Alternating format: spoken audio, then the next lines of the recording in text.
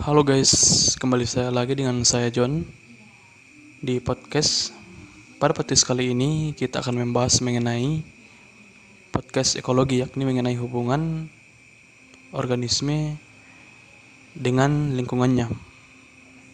Jadi pada kesempatan kali ini membahas mengenai hubungan organisme dengan lingkungannya, itu pada organisme seperti hewan, kemudian tumbuhan, bakteri, dan jamur. Namun sebelum itu kita perlu mengetahui apa sih itu hubungan makhluk hidup dengan lingkungannya. Jadi, hubungan makhluk hidup dengan lingkungannya itu disebut sebagai ekosistem. Ekosistem ini merupakan sistem ekologi yang dibentuk dari hubungan timbal balik dari makhluk hidup dengan lingkungannya atau lingkungan sekitarnya. Ekosistem ini juga dapat dimaknai sebagai tatanan kesatuan utuh dan menyeluruh yang terjadi antara unsur lingkungan hidup yang saling mempengaruhi. Oke guys, kita akan lanjut mengenai hubungan hewan dengan lingkungan. Jadi pada jurnal yang saya baca, yakni jurnal yang berjudul Habitat Hewan dengan Lingkungannya yang ditulis oleh Irma Sofianti. Jadi dalam jurnal ini membahas mengenai hewan dengan lingkungannya, yakni pada hewan unta.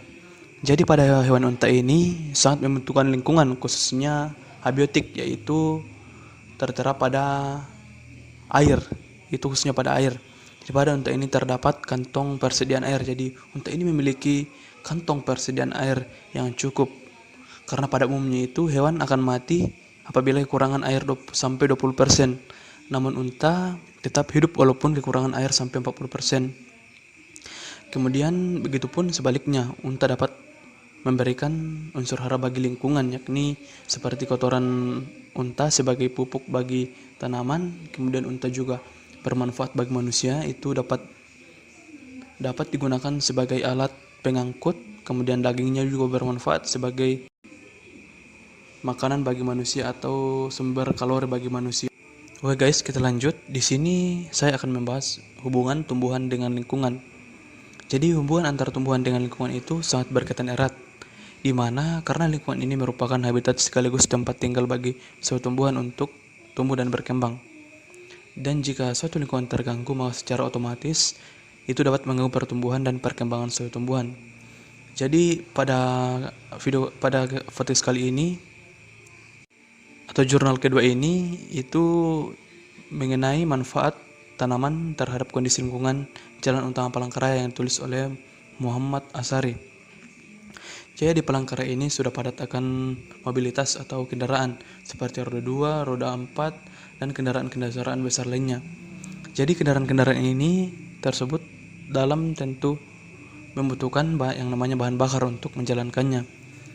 Jadi kegiatan mobilitas kendaraan tersebut akan menghasilkan produk sampingan yang disebut dengan limbah seperti gas buangan atau karbon monoksida dan timbal. Jadi jika bahan-bahan ini tersebut dihirup oleh manusia, itu akan berdampak negatif atau berakibat fatal bagi manusia. Untuk itu perlu adanya perlakuan yang tepat untuk minimalkan risiko permasalahan tersebut.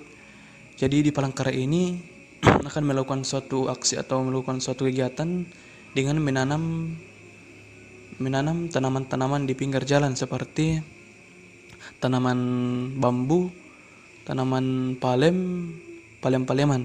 Karena mengenai penelitian tadi yang dikatakan oleh Muhammad Asari itu bahwa tanaman-tanaman ini dapat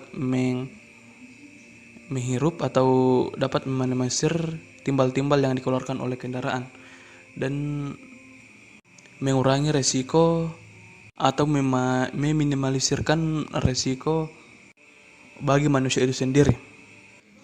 Oke guys, kita lanjut. Selanjutnya kita akan bahas mengenai hubungan bakteri dengan lingkungan. Jadi pada jurnal ketiga ini berjudul Peranan Mikroba dalam Pengolahan Lingkungan yang ditulis oleh Dwi Swelista. Jadi pada jurnal ini menceritakan itu berkembangnya industri di suatu sisi dapat meningkatkan kemakmuran masyarakat. Namun di sisi lain memiliki dampak yang kurang baik terhadap kualitas dan kuantitas limbah yang dihasilkan, termasuk dalamnya adalah bahan-bahan yang berbahaya dan beracun. Dan untuk mengurangi bahan tersebut di lingkungan serta menurunkan toksitisnya dari berbagai senyawa plankton makan.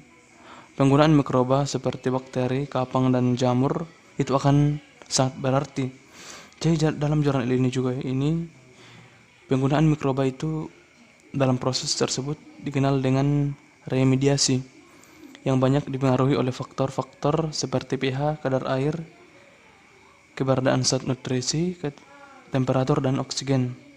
Ya, saat ini telah banyak dimanfaatkan mikroba dalam pengelolaan lingkungan, yaitu sebagai pembersih air, pengurai sampah, pengurai minyak di laut, pengurai deterjen, dan masih banyak lagi.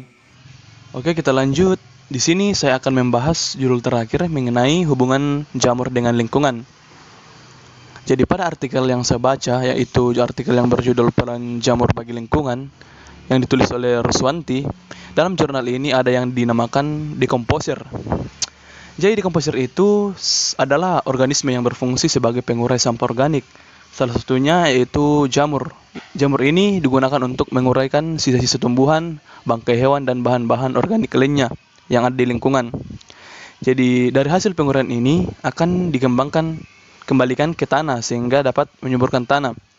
Jadi salah satu jamur yang berperan adalah Piloblus cristinallus dari kelompok Zygomycotina. Adapun cara kerja jamur ini itu melakukan penguraian dengan memanfaatkan hewan dan tumbuhan mati. Jadi hifa-hifa jamur akan bertumbuh menembus jaringan makhluk hidup yang mati. Hifa ini akan menghasilkan yang namanya enzim-enzim yang dapat mengurai tubuh hewan atau tumbuhan itu. Dan jamur akan membantu penguraian senyawa organik menjadi senyawa anorganik. Misalnya itu protein yang ia akan ubah menjadi nitrogen, kemudian karbohidrat dan lemak akan diubah oleh jamur ini menjadi karbon. Itulah sedikit penjelasan podcast kita kali ini. Semoga bermanfaat bagi kita. Sekian dan terima kasih.